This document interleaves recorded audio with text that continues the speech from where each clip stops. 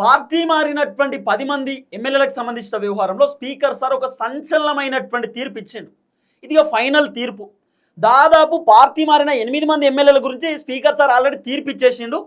ఆ 8 మంది ఎమ్మెల్యేలు వాళ్ళు బీఆర్ఎస్ పార్టీలోనే ఉన్నారు, బీఆర్ఎస్లోనే కంటిన్యూ అవుతున్నారు, కాంగ్రెస్ పార్టీకి ఆ ఎమ్మెల్యేలకు సంబంధమే లేదు అని చెప్పి క్లియర్గా స్పీకర్ సార్ చెప్పేసిండు. ఈ రోజు ఇద్దరు ఎమ్మెల్యేలకు సంబంధించినటువంటి వ్యవహారంలో కూడా స్పీకర్ సార్ అదే మాట చెప్పిండు, క్లీన్ చిట్ ఇచ్చిండు. ఒక ఎమ్మెల్యే దానం నాగేందర్, రెండో ఎమ్మెల్యే కడియం శ్రీహరి. ఈ ఇద్దరు ఎమ్మెల్యేలు పార్టీలు మారిలు అని చెప్పడానికి టెక్నికల్ ఎవిడెన్స్ చాలా క్లియర్గా ఉన్నది.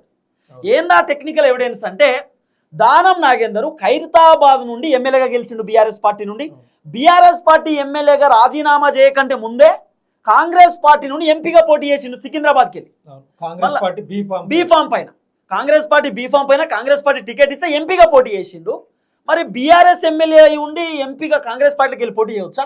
అట్లా పోటీ చేసిందంటే కాంగ్రెస్ పార్టీలో జాయిన్ అయిన తర్వాతనే పోటీ చేసిందని అనుకోవచ్చు కదా మనం. కానీ ఇప్పుడు స్పీకర్ సార్ ఏం చెప్తున్నాడు, లేదు ఆయన బీఆర్ఎస్లోనే కంటిన్యూ అవుతున్నాడు, ఆయన బీఆర్ఎస్ పార్టీలోనే ఉన్నాడని చెప్పి స్పీకర్ సార్ చెప్తున్నటువంటి మాట. స్పీకర్ సార్ డిసిషన్ విన్న తర్వాత తెలంగాణ జనం షాక్లో ఉన్నారు.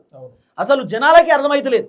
అంటే ఇప్పుడు ఏంది, పార్టీలు మారొచ్చు, ఏం కాదు, ఏ పార్టీలో కన్నా పోవచ్చు అని చెప్పి ప్రోత్సహించినట్టు కనబడుతున్నది. ఇదంతా చూస్తుంటే ఇప్పుడు కాంగ్రెస్ పార్టీ ఏమనుకుంటుందంటే, అప్పట్లో రాజీవ్ గాంధీ గారు తెచ్చారు కదా కాంగ్రెస్ పార్టీ ఫిరాయింపుల చట్టము, ఇది ఈ చట్టం తెచ్చింది మేమైనా మా పార్టీకి వర్తిస్తుందా అని ఇప్పుడు కాంగ్రెస్ గవర్నమెంట్. ఇంకోటి రాహుల్ గాంధీ చెప్తా ఉంటాడు, పార్టీ మారొద్దు, ఏ పార్టీలో గెలిచిరో అదే పార్టీలో ఉండాలని చెప్పి రాహుల్ గాంధీ చెప్తాడు.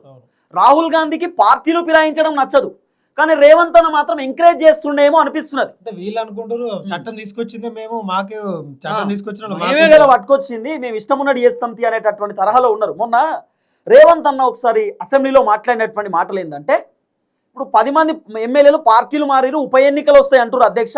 ఉప ఎన్నికలు ఎందుకు వస్తాయి అధ్యక్ష? రావు అధ్యక్ష. అట్లంటే మరి బీఆర్ఎస్లోకి కూడా కాంగ్రెస్ పార్టీ ఎమ్మెల్యేలు వేరు కదా అధ్యక్ష, ఆ రోజు వచ్చినాయి అధ్యక్ష, రావు అధ్యక్ష అని రేవంత్ అని చెప్పిండు. అప్పుడు సుప్రీంకోర్టు సీరియస్ అయ్యారు. సుప్రీంకోర్టులో కేసు ఉండగా మీరెవరు చెప్పడానికి, మీరెట్లా చెప్తారు ఉప ఎన్నికలు రావని చెప్పి, ఇది కరెక్ట్ కాదని చెప్పి సుప్రీంకోర్టు సీరియస్ అయినారు.